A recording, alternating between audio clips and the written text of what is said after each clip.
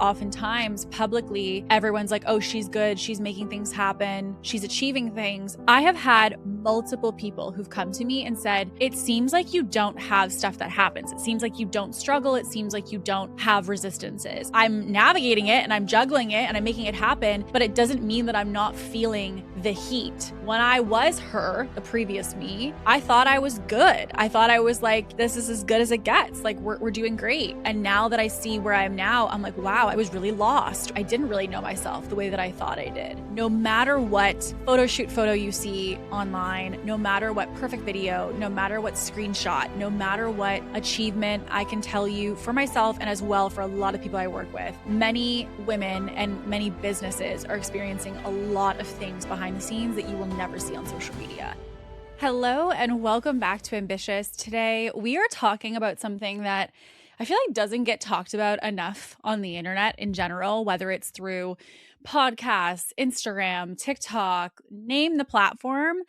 It's not really talked about a lot. And on social media, at least I feel like we see so many highlight reels. Like think how many of us unintentionally or maybe unconsciously compare ourselves to people on the internet. We see, like for me, I'm renovating my house right now. And so because of that, I am like looking at everybody's kitchens and their closets and like all these things of like, okay, my closet versus their closet, my kitchen versus their kitchen.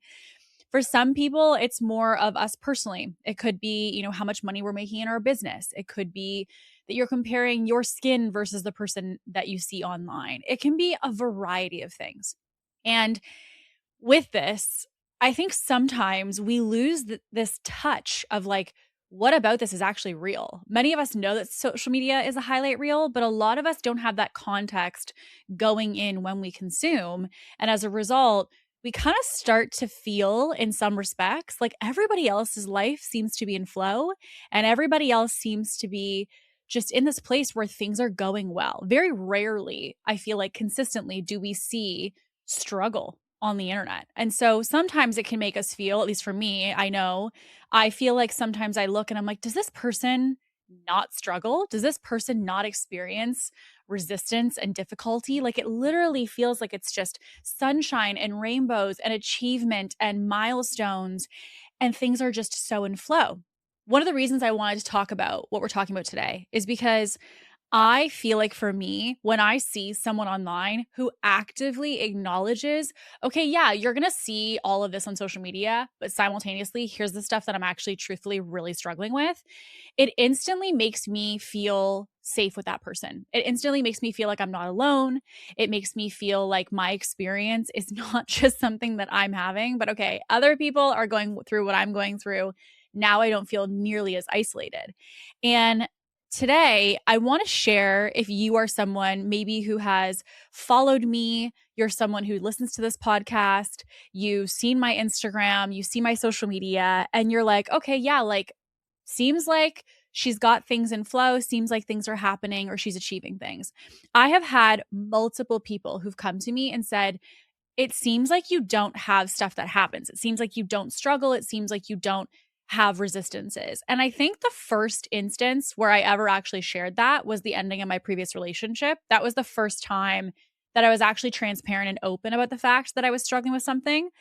But I'm going to be honest, that was like a little crack in the glass. And so since then, I've started to flex this muscle of realizing like I get to be human. And I want to share today the human part of what it actually looks like to scale a business while also being a human in the process. Because many of us see the accolades, we'll see the big milestones of the 100K month, we'll see the big milestones of I hit, 7 or multiple 7 figures, we see the trips, we see the first class, we see the loving relationship, we see all of that. And we go, okay, wow, I don't know if that looks exactly like my life. I have seen firsthand this year people who have lost a loved one, someone who, even in my life this year, I had somebody very close to me who had committed suicide. I have people who have lost a parent, who've lost a sibling. I've seen people who have experienced miscarriages. I have seen people who have experienced such deep, intense things in their life. And obviously none of this is discussed on social media, or rarely is it discussed on social media. So let's, for the purpose of today, actually talk about the human side of what it looks like to be a business owner who is scaling my business right now, but honestly, kind of dealing or navigating or holding space for what feels like for me a lot.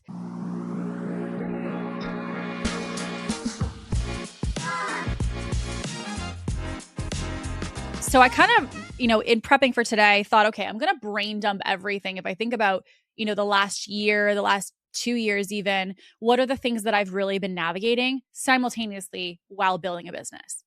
And one of the first things that obviously has been something that if you've been listening to this podcast for any duration, you are familiar with is that about 2 years ago, I had a very big relationship pivot. Now, fast forward since then, I have met an incredible partner, George. You guys have seen him on other episodes and you've heard me talk about him a lot. But to be honest, leaving my previous relationship and being in a relationship with George has been a really big mirror because in being in this relationship, was not in the typical role that I feel like I've had in a lot of my previous relationships, was the fact that like I was kind of in my feminine energy, which to be honest, I didn't even know what that was until 2 years ago for myself. I was always someone who was kind of like used to making the decisions, who used to bear a lot of responsibility. And something that I have been really struggling with in this relationship or in this dynamic myself is to figure out how to not be in that role, to figure out how to not be in my masculine. It's very foreign for me because in every single previous relationship, I was that person. And now that I'm in this place where, there is somebody who provides structure, there is somebody who does bear a lot of responsibility and holds space for that. To be in my feminine for me felt very awkward. Like I was like, I feel like I have no purpose. I feel like I need to handle things and take care of things and schedule things. And like that used to be my role. So I felt like initially, now that I have this partner who is very involved and very active and, very structured for us, it was this place of like, what is my role in this relationship? What is my role as a woman in this dynamic? And I realized that I used to associate feminine with this aspect of complacency almost. Like I used to believe that feminine was just kind of like someone else is like driving the car and you're just along for the ride. It's how I used to see it. But I think it's kind of almost like a parent-child dynamic. When a parent's driving the car, they're in total responsibility, and there's, as a result, a lot of pressure and responsibility to keep those in the car safe because obviously you care about your kids and you want to protect them. So it's like driving home from the hospital when you first give birth. It's like you're driving so carefully and you're driving so slow because you have this precious cargo in the car. And so I think about it like that now. I used to think of like, oh, I'm just like strapped in here for the ride, versus now I see feminine as really a matter of someone caring and loving about you so much that they want to ensure that you are cherished and taken care of and adored and supported in every moment. And for me, it was so foreign. Like I even now will find myself like, okay, like I'm going to book dinner. I'm going to handle this. I'm going to make X happen because it is this automatic structure in me that I can't turn off. But truthfully, when I went underneath the surface, what I realized was the reason I have this programming is because I was raised by a single mom. I was raised by a woman who did it all. I was raised by somebody who took life by the reins and made things happen. She never had, for most of my life, a supportive, true partner, or what I would kind of define as a true teammate. And so she was used to being the quarterback of the entire thing, as well as every player on the field herself. So now that I'm kind of having to play a team sport where everyone brings equal value to the team, it's really been challenging me to, frankly, allow for some capacity for someone else to be able to take the lead, for someone else to be able to quarterback at times. And it's not to say that I've, completely sat on the bench by any means. I'm still very involved, but it's just been something that I find has been really stretchy for me. And it's literally something right now I'm talking about, profusely within therapy, is understanding that like I realized in the last like year and a half that like I just don't really know how to be in my feminine. And so I definitely feel like I'm on this like Bambi on ice situation because I have no idea what it means to allow someone to lead in a relationship if I'm not the one leading. And so that for me recently has been super stretchy. And this past year as well, I think I mentioned this on one of the previous episodes, but I actually bought my childhood home. So it's not the house that I'm recording this in. I'll be moving into it in the next couple months while it's being renovated. And, full transparency, in the place that I'm living right now, I'm renting. And this was something that was like the first landing pad for me after I left my previous relationship. I just needed somewhere to live. I had to make a decision very quickly, need to find somewhere. So I was not by any means in a place where I was wanting to make a long-term decision, buy a property, any of that. So I started renting in the place that I'm in. And with that, I then had this opportunity to buy my childhood home, to renovate it, and to kind of move into that as like my forever home. And with this, literally in the last couple of weeks, the renovation has been taking a lot longer than we thought. There's like permits and contractors and all these complicated elements. And so I remember I mentioned to my landlord, can I, extend my lease so that I have an easy transition from one stable base to another stable base?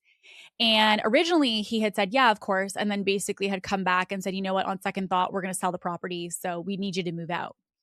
And so now I'm at this place where I need to move into what truthfully is like a construction zone. So I'm literally going to have like 2 rooms that are functional in this house, but there's another option, which is move all my stuff to another rental and then move all my stuff into this house. And I realized, I'm just going to bite the bullet and I'm going to move. And it really was interesting because this idea of not having a stable base or not having environmental structure has been really interesting. Because even when I previously left my relationship, I obviously moved out of the house that we were living in together. And I started living out of a suitcase because I didn't have anywhere to live. I literally was like living at my mom's house. I was traveling. Like I was just living out of a suitcase. And so these 2 situations for me really highlighted the hierarchy of needs because I was like, okay, wow, if we don't have a stable base from which to operate, it's really difficult to regulate yourself, to have consistency, to not let your external environment affect you. And I know this happens to many of us. I've helped a lot of women who've navigated even divorces while being business owners, or people that are moving states or moving to a different country while being a business owner. And so it can feel very jarring to feel like your stable base, that office you do your Zoom calls in. For me, this set that's in my basement here where I do my podcast, like it's like this comfort, it's this bubble. And so the idea of living without my perfect little bubble or my little ecosystem and kind of just having to adapt and be responsive and be fluid and flexible in every single day is something that truthfully is really stretching me. I'm going to be honest, I'm extremely nervous about it because I'm going to have people putting in a kitchen and I'm going to have my dogs that can only live on one level of this, 3-level home. There's a lot of things that I'm going to be addressing basically in the next, say, 60 to 90 days. And so I sat with myself and I said, okay, like this is just an opportunity for you to flex the muscle of your environment does not determine your results. And it is just this comfort blanket for me of the familiar and the routine and the structure. And so I had to sit and ask myself, what would it look like to get the same results without this bubble and structure that you're so used to? Could you do it? And if so, what would you need to support yourself in doing that? And so full transparency, this idea of living on one floor of a multi-floor house that technically doesn't have it doesn't have a functioning kitchen in it. Like it's a construction zone that is partially livable. So it means ordering food or meal prep services. And it means, making one of the bedrooms into my family room and things like that. And I'm sure at some point I'll share this on social media. I'm going to have to. It's the reality of what I'm going to be living in. But it's just so stretchy. But on the flip side, I try to focus on how blessed I am as well, that I am, buying this house or bought this house, that I am renovating it, that I have the ability to own this property on my own. Like there's a lot of blessing and a lot of positivity in it. But full transparency, it is stretching me. It is stretching me in a way that I have never had before. This third one actually came up last night. I have talked a couple times about the fact that I'm really trying to focus on my health in 2025, but as well as in 2026. And one of the things that I definitely in this season have been struggling with a lot is what I would kind of consider or coin like emotional eating, which is that I will be really dialed on nutrient dense foods during the day. I'm not trying to overdo caffeine. I'm, drinking lots of water. I'm doing all this. And then last night, I was working because I'm also in the process right now of starting a second business, which truthfully has added another level of stress to my life in a good way. I'm excited about it, but it still is another level of responsibility. And so one of the things that I've been finding is when I'm really, really stressed out, or when I feel like I'm just kind of like overly tired or overly exhausted, I'm going to food as a comfort. And I'm finding that, like, last night I way overdid it with some chocolate chip cookies and way overdid it with some other things that I ate. And afterwards, full transparency, I had so much like shame. Like I had so much, what did I just do? Why did I do that? Like I was like, I know how to regulate my emotions.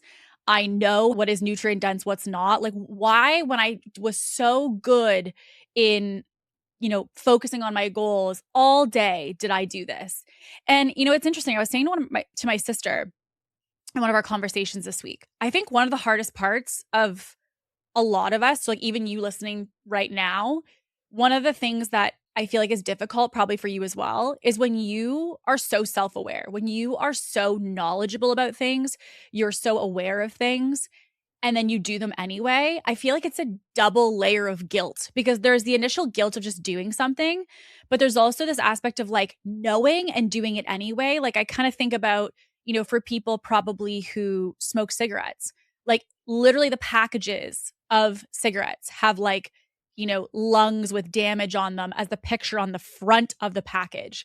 And so it's one thing to be unaware when you're kind of self-sabotaging or when you're, not supporting yourself in the way that you should. Whatever that flavor that is. For you, for me in this current moment, it's the food relationship. But I think it's harder when you have this baseline of like, better. I know how to, like, I've done all the reading on how to rewire habits. I have done all of the reading on emotional regulation. I have gone to therapy since I was like 17 and I'm now 33. So it's not to say that I don't have awareness. It's not to say that I don't have knowledge, but it was just a smack in the face of like, to be honest, the work is never done. And there's always areas, regardless of who you follow on the internet and how much they are crushing and they're so good at X, Y, and Z, that there's always these little areas, these little gaps within us that are still, areas for development or areas that we're still struggling or that we're navigating or that we're still growing in. And for me, one of the biggest things I'm struggling with right now is this relationship to health, this relationship to size and being smaller and this pressure to be smaller, the, connection to the relationship to food and all of these things. Like it just feels like this ball of yarn that I am unraveling. I'm removing, what past partners may have said about my body. I'm removing what society says. I'm removing this. Everybody in the entire world for some reason right now is getting smaller with, the rise of Ozempic and skinny culture is back and all of these things. And I'm trying to find me in there. And I know that my goal is to be strong. I know that my goal is to have a good relationship with my body because one of my biggest fears, full transparency, is that I fear that I'm going to give my body image dialogue or that I'm going to give the pressure of looking a certain way or any of that to, a future child of mine. And I was like, it's my responsibility to ensure that I'm not passing along any programming that I have that is not supportive to the next generation. And so I'm really trying to take this seriously for myself to obviously see my health increase, to see my health get better. But I'm also in the process literally feeling like I am unraveling a ball of yarn because it feels like it's so multi-layered of in this ball of yarn, there's this like thread of, purple throughout it. And that's me. But it's intertwined in between every single other piece of programming and influence that I've been given or conversations that I've had or, going out to brunch with someone, they go, oh, I shouldn't with the carbs. And I'm like, does that land for me? I don't think that lands for me. So it's trying to sort where I am in there. And I think that that's why my goal has shifted a lot. Like originally, starting last year was like, I wanted to lose X amount of pounds, but now I'm like, do I care about the number on the scale? To be honest, not really. Is it about my internal health, like my labs, my blood work, right? Like it's really discovering where are we in this? And I think especially as women, there's a lot of societal pressure. There's a lot of narratives. There's a lot of messaging around what is right, what is wrong, when it comes to our body image, our size, all of these things. There's so much conversation and noise around it. And so I would be lying if I said that I have it all figured out. I don't think right now I've even still landed on where I am in that ball of yarn. I'm still organizing it, but I feel like I'm making progress and I'm learning a lot along the way, but it is still something that right now I am definitely navigating. I also recently went on a trip to Cancun for one of my best friend's wedding, Gabby. And it was interesting because one of the reflections that I had while I was there, so one of the things that I am really bad at with social media is posting my personal life. Don't ask me why. If you want me to talk about sales, I'll talk about it all day. Like if you want me to, give a social proof post, I could whip it up in 20 minutes. That I can do with my eyes closed. Ask me to share my personal life or to talk about myself. Like even this episode is more stretchy for me 10x than any other strategy thing that I record. And I think that's because number one, it's personal and it's vulnerable. So in itself, it's a little bit stretchy. But I think one of the things I witnessed, I almost like felt like I was outside of myself on this trip. And I was like kind of witnessing myself and the way that I was interacting and kind of how I wanted to show up in all of it. And one of the things that I navigated was posting the whole thing all day, every day on social media. And it's been weird because, okay, when we look to have any behavior, what's the basis of any behavior we want to create or that we want to, change even? It's really positive or negative reinforcement, which is like if you get a positive response from something, you're going to be more likely to repeat that behavior. If you get a negative response from something, generally speaking, you get less desire to repeat that behavior, right? So I go on this trip. I posted a couple things. Tell me how this was the highest amount of application clicks. Don't know why. It was the highest level of application clicks that we had in the month so far. It was the highest amount of engagement we had, the highest amount of story views. Like everything was like just increased. And so positive reinforcement would tell you, hey, cause and effect, you shared and you were vulnerable and you were sharing your personal life. You were sharing these moments and this trip and your outfits and whatever it might be. And now your audience is like tuned in, they're locked into you. So part of me initially was like, okay, great. Then like, I got to do more of this. This is what the people want. I'm going to do more of this. Right. But then I was sitting outside, literally by myself, reflecting on this because this is how my brain works. And I thought, okay, when I'm in these moments, I'm on a trip, I'm on a date night, I'm like having fun with girlfriends, like whatever it might be, I'm not thinking about filming myself. Like I know some people who live in obviously the content world, they're kind of trained to do that now. But I'm still, even with all these years in social media, I'm not in this place where I go out with a friend, I want to be like, oh yeah, let me set up my camera. It's my brain doesn't go there. So I'm sitting there and I'm thinking, okay, like I don't have a calling to share this because for me, the beautiful part of life is actually experiencing life. Like think how many times you've gone to a concert and, here's this incredible musician or this incredible performer and you're watching them and you literally feel the electricity of the other people in this stadium or in this venue. There's such an energy at concerts. And so when you look up, though, think of what everyone's doing. We're not just watching the performer or watching the artist. Every single person has their phone out. Like, it's just this thing of, are we really experiencing the moment or are we capturing the moment that's happening with this belief that we'll experience it later? But you and I both know we're not going back to those videos time and time again to rewatch the concert. So I'm at this place where I'm really struggling with like which, path I see myself going down. Because while on one hand, I totally can appreciate the sharing of your life or parts of your life and how, with social media especially, we like to feel like we understand people. We want to make sure that we can like trust the people we're investing in. Like I understand why it does well. I understand why people want that because I consume people all the time who share their personal life. But at what point is it that we're so focused on capturing it that we're not even experiencing it? And so I've been in this like tug of war with I can capture it and use this as a tool to build my business because in fact, I literally have data to tell me that this works. But on the contrast, while I could do that and I can do that, it is something that I feel like takes away from me being able to really be present. And, I literally filmed a video this morning talking about just that, which is that I feel like there was a good chapter of my life. And I say this to like girlfriends and stuff when we've had like coffee dates and stuff where I was like asleep. Like I felt like I wasn't actively present in the things that I was doing. I was so focused on getting the angle or getting content or even just being distracted in general. I wasn't really soaking it up. And I look back sometimes on like a trip that I took, for example, to Italy. And this was at the earlier part just before my business.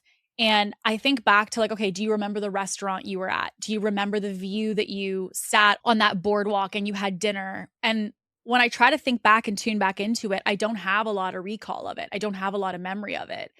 And I have seen, in 33 years, so many beautiful things, so many beautiful experiences. I've seen, some of my closest friends become moms, and I've seen people have, these massive achievements of milestones and some of those beautiful mountains and sunrises and sunsets in the world. But was I really present? And to be honest, the short answer is no. I was so thinking of the next thing, or I was thinking about capturing that thing, that I wasn't really truly soaking in presence.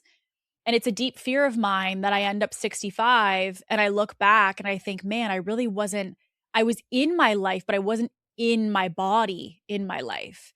And I think social media has been creating a tug of war for me with that because part of me feels like I could literally live on like a ranch and never be on social media again. Then the other part of me is like, there's benefits of social media. I get to connect with incredible people like you. I get to, have these connections with amazing women and amazing entrepreneurs. Like, there's so many beautiful pieces.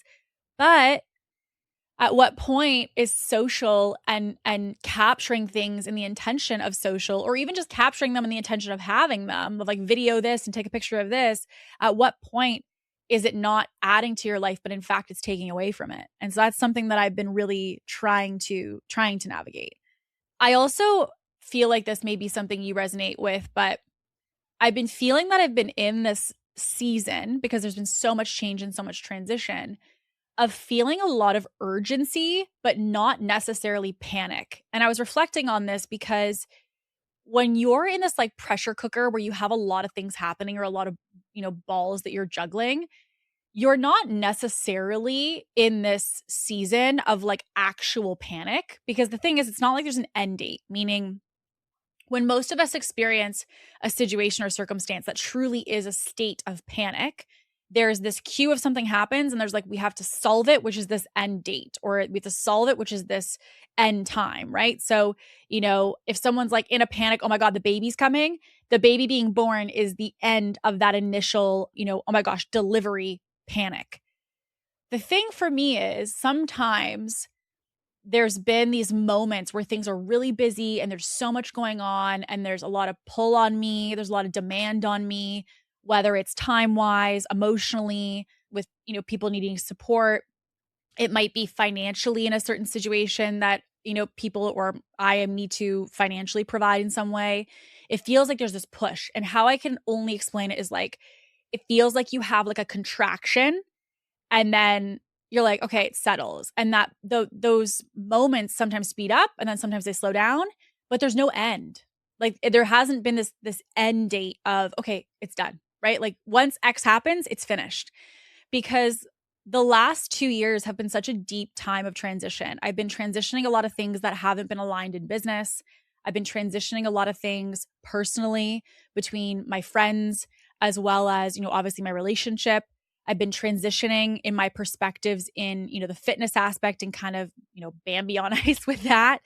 So there's been a lot of things that have been changing and that have been evolving. And so some of them have felt really high pressure, but not necessarily with this end date associated.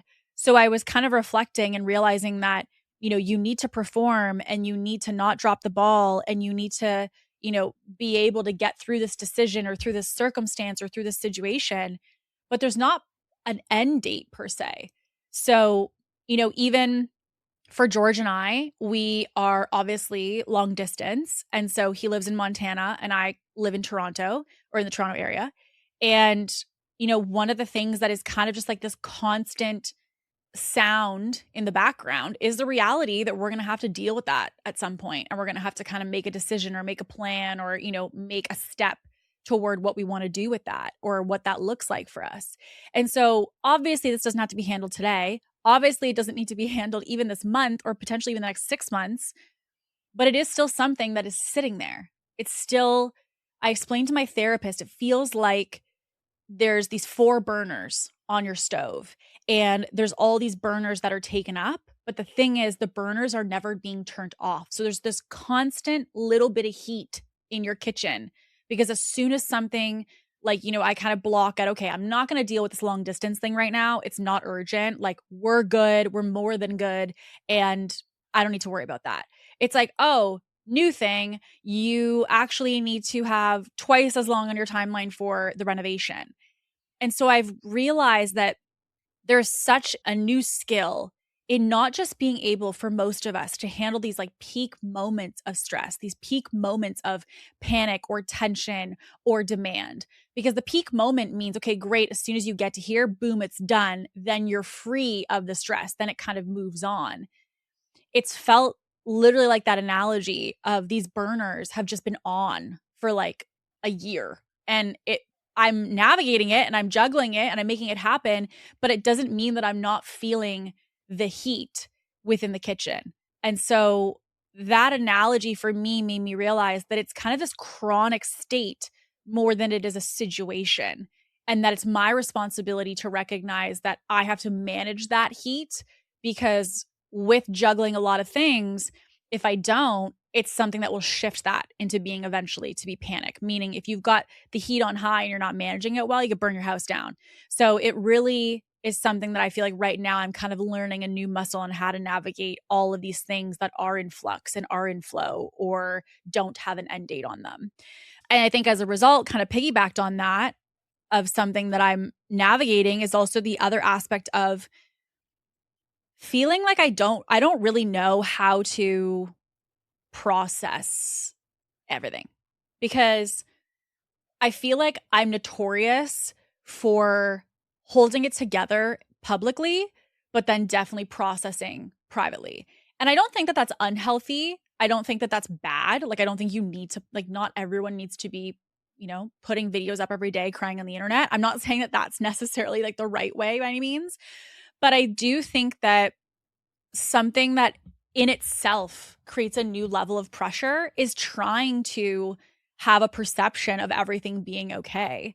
And even sharing some of the things I'm sharing right now are for me like such a weight off my shoulders that I don't feel like I need to show up in a way that's not authentic or I need to show up in a way that's not real publicly because I realize that's something that I struggle with. I often think, okay, well, like I don't want to burden other people by just feeling like I'm complaining. I don't want to feel like I'm reminiscing on problems because it's just not my kind of nature or my personality to do that. Like I just want to fix things, solve it, move on, next thing. But because of that tendency that I have, it means that I shoulder a lot when I'm alone versus allowing other people to step in, allowing other people to speak into me, allowing other people to support me. And that's because for most people, I don't like to share all of this because I feel like I'm being a burden or I feel like I don't necessarily need them to do anything for it. So why would I even bother mentioning it? But I do now, in kind of sitting with it and reflecting with it for a little while now of something that I've been struggling with this year, it's made me realize that sometimes we're burdening ourselves by not being okay to be a quote unquote burden to others. And one of the things that I, had seen recently and it kind of landed for me. And again, whether you're like somebody of faith or not is not really important, but someone said, "Oh no, like I don't want to burden you. I don't want to burden you." And the person said, "Why are you blocking my blessing? Like, why are you blocking my ability to support you?" And it's true. Like, when I think about even some of my closest friends and girlfriends, like, there's a good amount of people that if they called me tomorrow and they're like, "Kate, I need you." I'm like, "Oh my God, of course." Like, what do you need? What can I do? Like, even if it's just like, call me if you need to vent, text me if you need to talk about X. Do we need to meet for coffee to do X? Like, whatever you need, like, just tell me I'm there. Like, no problem. It wouldn't feel like a burden to me. And yet, for myself, I find sometimes trying to flip that script or trying to flip the table to say, "Oh, I'm the one in need," I feel like a burden. And so I'm like, "No, no, handle this on your own. You don't need to, worry other people with this. You don't need to, brain dump this on other people. You can handle this." But as a result, it means oftentimes publicly everyone's like, "Oh, she's good. She's making things happen. She's achieving things." And yet really truthfully, there's a lot that I hold, capacity for or space for in my own personal or like alone time. So it's when I'm by myself, like I was noting, like processing a lot of uncertainty. It's about making really big decisions or big calls for myself or potentially even for clients and stuff like that. It could be also like emotionally that I'm just feeling like stretched, which I would say has probably been the common one this year. It's just been my capacity has been so stretched with all these things that have been going on. And so it's been interesting to realize that like sometimes you need to allow yourself to be the burden so other people can bless you. And it's been a new one for me that I'm still figuring out. So I wanted to share it just in case that is something that lands for you. I also think to the aspect of the relationship, I have to say, when you are with a very emotionally mature, very self-aware person, this relationship that I'm in has been the most like intense mirror, not even of like men, but of myself. I had no idea until this relationship how probably, to be honest, like insecure I was, or how not seen I was. Like everyone always used to talk about the fact that when you're, with the right person, it's like being with your best friend. And you just have this deep, deep level of like comfort and ease and calm that it just feels like home is how people describe it, right? And I want to be very clear. I loved all of my past partners and all of them were not bad people. But I realized, and it has nothing to do with them, by the way. This was just that this relationship has been a mirror for the fact that like it's healed the way that I feel, for example, like about myself in the sense of like my appearance, my body, my size. Like it has been healing that. It has been healing the need to say the right thing, do the right thing, show up in a specific, certain quote unquote right way. It has allowed me to be like 10x more confident in myself and in my abilities. It has also allowed me to trust myself. And so it's really interesting because I saw this other clip. Clearly, I consumed too much, but I saw this other clip and it was talking about when you find the right partner, not only will they allow you to fall in love with them, but they'll allow you to fall in love with yourself. And I feel like that has happened this year. But the hard part, or why I've struggled with it, even though it's beautiful in that regard, the reason I've struggled with it is because I had to face how much I didn't trust myself. I had to face how insecure, in fact, I was. I had to face how little confidence I had in some buckets. I had to face how out of tune with myself I was in previous dynamics. So it was this kind of double-sided, coin where it was like so beautiful to realize that you are blossoming in confidence and self-trust and self-respect and you're in stepping into your power and your confidence, all of it. Like that's so beautiful. But there's still a contrast to that, which is in order to step into it or in order to increase within it means I had to start at a low point. And so I often have talked to George about the fact that I said, okay, whoa, this is so amazing. And I feel amazing. And I feel so supported and so loved and so considered. But it's also really sad simultaneously because it made me realize that I did have a lot of things that were broken about me or that were not what I wanted them to be within myself. And that without this mirror of this relationship, that there was a possibility that my life could have taken a path where all that would have been normal, or I would have maintained that insecurity, maintained that lack of confidence, maintained that lack of trust in myself for who knows how long, could have been till the day I die. So I think sometimes when we have this personal growth and when we have this, expansion of ourselves, it can feel really exciting to tap into these new pieces of who you are and who you're becoming. But also, it is this mirror for you to have to recognize simultaneously that in order to step into who you will become, you have to acknowledge who you were. And that is something that has been a really hard pill to swallow, because when I was her, the previous me, I thought I was good. I thought I was like, this is as good as it gets. Like we're doing great. And now that I see where I am now, I'm like, wow, I was really lost, or I was really in this place that I didn't really know myself the way that I thought I did. So it's been a really interesting discovery process that's been both expansive and exciting, while also simultaneously a little bit sad at times, or even hurtful for me to have to realize, where I came from to even have this growth that I have now.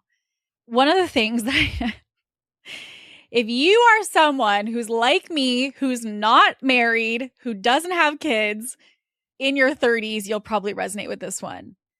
I am still, I'm struggling. Okay, I should preface, I'm struggling less with this, but I still am struggling with this. Ugh. The timeline of how is it all going to work out. And I know that everybody in my circle loves to tell me it's going to be fine, everything's going to work out the way it's supposed to. And I do believe that. I do know that God has a path for me and a plan for me that I can't see. And so obviously the basis of having faith is the ability to not see what is to come and to take steps anyways. But I've definitely been this like hot and cold all year of like, I don't need a plan. I want a plan. I don't need a timeline. What's the timeline? I don't need certainty. What's the certainty? Tell me exactly how it's going to work out. And it's hard. I see so many of my friends and peers even who are married. Some of them have kids. Some of them have like 3 kids. And when I was younger and I was probably like, 18, I kind of had a different picture of how everything was going to work out, if I'm going to be honest. And I know that everyone's timeline is different. I know that everyone's, how their life unfolds is different. And I know that many people will say, Kate, you're only 33. You can have kids at 38 if you want to, which is true.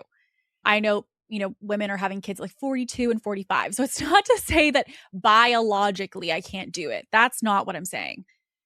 I think there is this aspect, though, in some regard of like the death of the dream, which is that I have this fear of like, is there something I should be doing right now to influence the timeline? Is there something I should be doing right now to influence the future? Is there something I should be doing right now to ensure that I get everything that I want?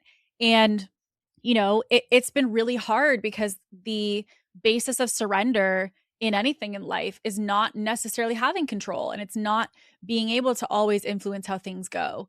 And it's been something I've been struggling with because on one hand, I really would love to know, okay, like you're going to be married by this time, and then you're going to be, having kids at this time, and you're going to have, all these pieces come together. But the other side of me has been thinking, there's a lot of people that I know who did have that. And they are, people, for example, who had the big plan of when they were going to start their family. And then they went to go to try to have kids, and it wasn't as easy as they had planned or as they had hoped. And so they experienced resistance. I have, other friends who did get married young, and they did that whole process, and they were like, great, stability, timeline, checked the boxes, everything is going the way that I want. And then fast forward, a couple years into their marriage, ended up, deciding that divorce was what they wanted to do. So like, it's not to say even that all these check boxes mean like you're done. Like it's not the like accomplishment of you're finished.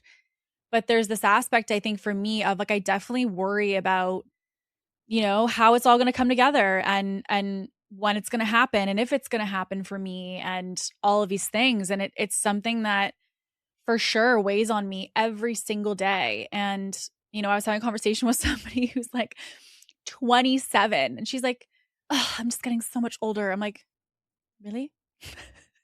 Really? Really? I'm like, girl, I'm 33 and I am worried about the exact same things that you are. And like, you have way, way more time than me. So I've been struggling with releasing control and I've been struggling with letting it all work out the way it's supposed to. And it's not because I want to have control over exactly how it happens, but I want to have control over knowing where I'm going because then it helps me to know what should I do right now. And I think that that's been something that's been interesting for me. The other thing I would also say is that one of the things I am definitely coming up against this year, which was kind of one that I didn't anticipate, to be honest, is I really am evaluating what something costs me when I'm going for it now. I was so, like I was saying earlier, in my masculine energy previously in business and in life that like I didn't really think about what things costed me. I just thought, okay, like I want this, boom, done. I want this, boom, done. Like I was really focused on goals, really focused on just getting where I wanted to go. And I feel like I kind of was like hustle and achieve and accomplish at any cost. So if it meant like lose sleep, done. If it meant, lose time with friends, done. Like it wasn't really something that was in question. It was just you need to do it, so you do it. But I think now because I had that season where I did allow myself to quote unquote suffer or to sacrifice so much in order to be able to achieve or be successful. Now I'm kind of looking at everything that I'm doing and I ask myself, is this worth what it's asking of me right now? Is this something that is worth what it's going to potentially take from me? And it's hard because obviously with massive achievement in any area, right? If you want to achieve a marathon, you got to go train. If you're somebody who wants to, achieve in business, you got to put in the reps and put in the work to make the content or to do the thing. That's not changing. That's something that is always going to be there. There's always this level of sacrifice that's required for the big successes require sacrifice in some way. But because there's so many big things that I want to do and that I want to accomplish, I have to ask myself, in order to achieve all of these things, what is it that I am willing to give? What is it that I'm willing to sacrifice in the pursuit of those? And that's not necessarily something that I can do as easily as I once did. I used to be open and able to sacrifice anything in the pursuit of achievement. And now, because I've really gotten to know myself and I've really kind of reevaluated my values, I've stepped out of that heavy, heavy masculine. And I'm kind of in this place of, again, presence in my life, cherishing each day. I'm trying to think, okay, well, what is this taking from me? And is this actually worth me doing it? And it's hard because it's a decision sometimes of, what I feel when I have to choose to not sacrifice is that sometimes I'm like, oh, shoot, but is there a part of my potential? Is there a part of my, future me that I'm not going to see because I'm not willing to do this or I'm not willing to sacrifice? So it's been interesting because it's this constant inner dialogue I'm finding that I'm having with myself because the old me would just be like, you always sacrifice, you always do it, and we'll figure the rest out later. And now, fast forward, that I've seen the domino of that perspective. I've seen the domino of that thought process. I know for a fact that I'm not willing to risk anything and everything just simply for the pursuit of achievement. And that is because there's so much more to life than just an accolade or a number or revenue or materialistic things. And so there's the relationships with the people in your life. There's the presence, for example, with your family. There's, the time with your partner. There's things that are really valuable that you're going to reminisce on your last day. And truthfully, they're not the amount of followers you have on Instagram, and it's not the amount of money you have in your bank account. So it's really trying to wrestle with those decisions in those moments when I know my natural operating system before would have always gone one way. I have to actively know that and try to intentionally choose the other side to not fall into old patterns. The other thing that I would say is, and I feel like you might resonate with this, is like identity. Okay, so in my 20s, I felt like I knew who I was. And then it was like, I was like, okay, boss babe, make money, like, have a relationship, find the man, make money. Like it was like all these things. And then literally, I was like 30, 31, and everything was like blew up. I, ended an 8-year relationship. I rewrote and was kind of like completely confused about how I wanted to do business, because the idea of being a boss babe is not something that, you know, in its natural definition, I'm excited by anymore. So I was like, okay, just like being the boss babe for me was not like my North Star anymore. So I became really like, I don't know who I am. Like, I feel like I got to 30 and everyone's like, in your 30s and 40s is really when you start to figure out who you truly are. And I feel like at 30, I shed all the 20s of like what I thought I was going to be or what I thought was right or what I had pictured I would become. And then now I'm at my 30s, but I don't necessarily have all the things that I would want to be yet. So you're in this flux place where you're just not who you were, but you're also not yet who you intend to become. And so it's been kind of interesting to be in this messy middle, because there's an identity piece of like, who am I? Like, I literally feel like I went through a complete identity shift in the last 2 years, because I literally had to shed everything that wasn't actually me, or that wasn't really resonating for me, or wasn't going to give me the feeling of the life I wanted, not just the picture, the feeling underneath it. And when I started to focus on not just what it looked like, but also the feeling and the depth associated, it shifted everything, but it also hasn't settled. It's kind of like the analogy they use at retreats is like, it's kind of like a snow globe. Like the whole thing got shook. And so all these snowflakes are in the air, but they haven't all settled yet. The shake of the snow globe was 2 years ago. And some of the pieces have settled, which is exciting. But when I look up, I'm like, oh, wow, there's a lot of pieces that still have not landed. And so it sort of feels like I'm just kind of watching my step. I'm trying to like figure out like, who am I? Like, do I care about this or do I not care about this? Is that important to me or is that not important to me? It's something that is really a confusing time, and yet is so liberating, because you are in this new discovery, this new creation. I literally think about it like having Play-Doh in front of you that you get to mold into the person that you want to become. But the thing is, even when you take a clay class, it's really cool when you end up with the vase at the end, or it's really cool when you end up with, that thing that you created, or the coffee mug that you give to somebody. But the process of making that, the process of the messy middle of adding water and no, that's not the shape I want, and having to start over, that's the place that I feel like I'm in. I'm not at this place where I'm ready to bake my clay just yet. I'm at this place where I still am working the putty. And so it is messy and it is kind of confusing. So that part has invited me to be really patient. And it's been inviting me to realize that you are in this aspect of molding who you are. And part of it, which I don't know, I feel like many women in their 30s and even 40s will definitely resonate with. I feel like the older I get, the less I care about outside perception, outside noise, what other people are doing. It's something that also has been bringing it in, because I realize that sometimes I think who I was allowing myself to become wasn't because I had the idea. It's because society or external influences had been giving me the idea of who I was intended to become. So it's been kind of liberating to realize, okay, well, if I don't take clay from anyone else, if I make my own clay and I don't let anyone else touch it and I don't let anybody else build it, what do I build? Has been, again, terrifying, but also really liberating. But I'm still in that in between. So while I feel like I'm shedding my 20s, I still don't really know exactly what my 30s are going to provide or what they're going to look like. And so that's been really nerve-wracking, but also exciting at the same time.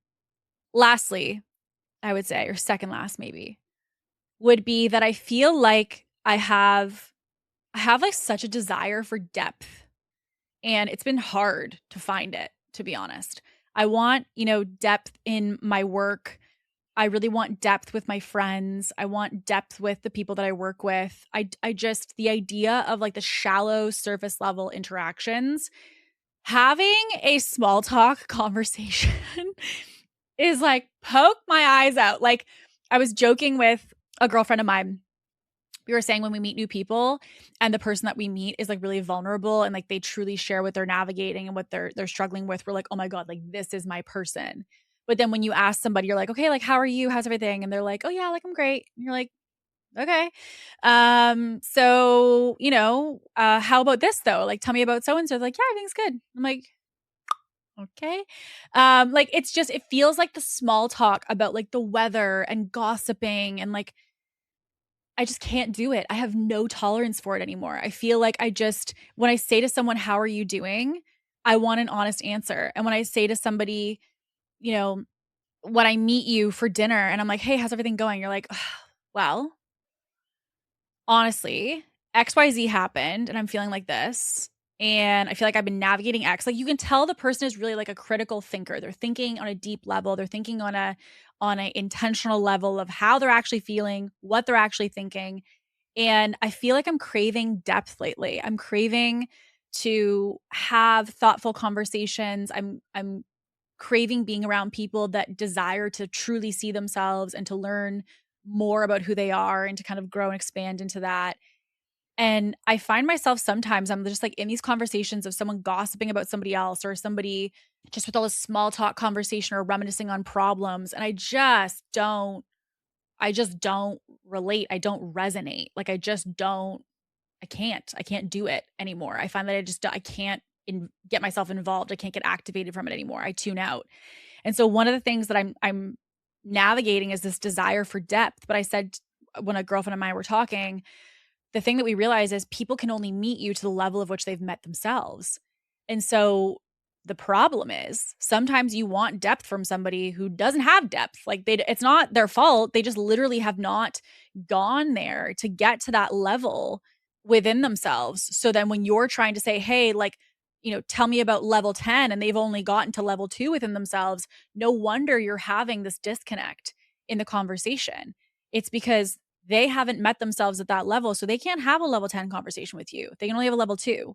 So as a result, it's made me really be thoughtful about the people that I'm friends with. It made me be, thoughtful about the conversations that I'm around or the people that I interface with because I do want to have depth. I don't want to feel like I'm just reliving the same Groundhog's Day of surface level conversations and gossip all the time. And it's something I struggle with because I recognize that not everybody's at that place, right? Not everybody wants to do that. Other people are not necessarily interested in having that same experience. And so not having those people around means that you may, in fact, have a smaller circle. And then lastly, I would say is I think, we often hear this quote of it's lonely at the top. And I don't really know exactly what the top is supposed to mean in the sense of what that is quantified as. But I think it's lonely at the top. To me, what I've realized is there are things, especially in the business bucket, there's things that I'm privy to in people's businesses. There's things that I've experienced or I've witnessed or I've seen as a coach in other people's businesses that I would say are a lot to hold because while other people's businesses that I coach are not per se my responsibility, meaning I'm a consultant in the business, I'm not an owner in it. So I'm there to advise, but sometimes you can't unsee. Sometimes you see what people do inside the machine of their business and you go, "Oh my gosh." Like I remember there was a client of mine that I was you can see I'm literally speechless. We don't work together anymore, but there were some things that I saw, some things that of how they handled business that I was not agreeable to. And it's been interesting to kind of hold capacity for things that you see, or even clients who come to me and talk about past experiences with a contractor or past experiences with a past coach or something like that. It's really hard. It's kind of lonely to hold all this information, to hold all this awareness, and to be the person, behind the curtain, if you will, in these businesses, because there's a lot that goes down inside scaling businesses. There's a lot of problems people experience. There's a lot of intentional and hard conversations. There's people that get fired. There's people who have, lawsuits happening. There's all kinds of stuff that goes down that nobody on social media is ever going to see. And as the advisor in these businesses, that is basically my job, is to be there and to turn things around for them or to help them to kind of come back.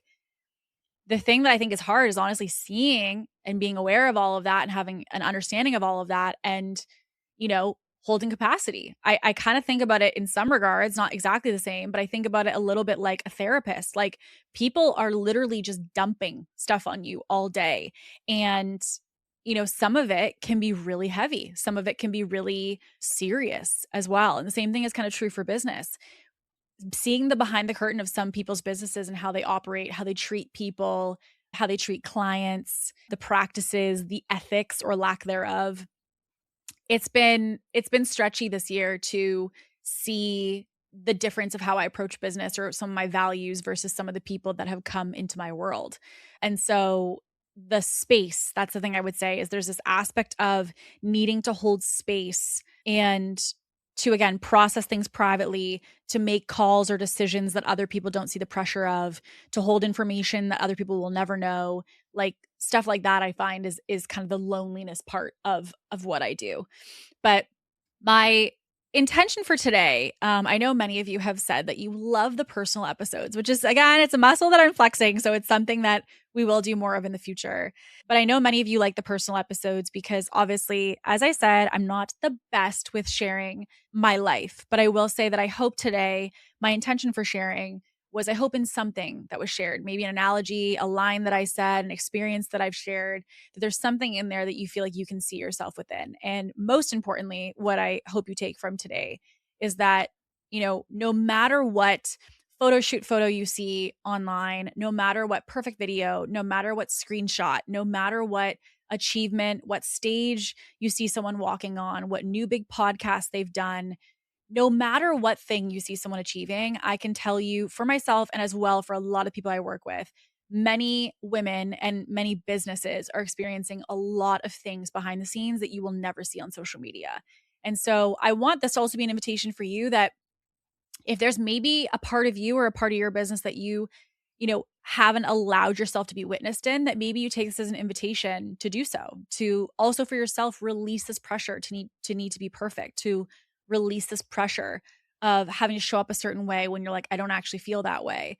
What would it look like if you actually led yourself in an authentic way and allowed yourself to be seen? And whatever that answer is for you could be the very first step in having that experience. So with that being said, we will see you on next week's episode. And as always, stay ambitious.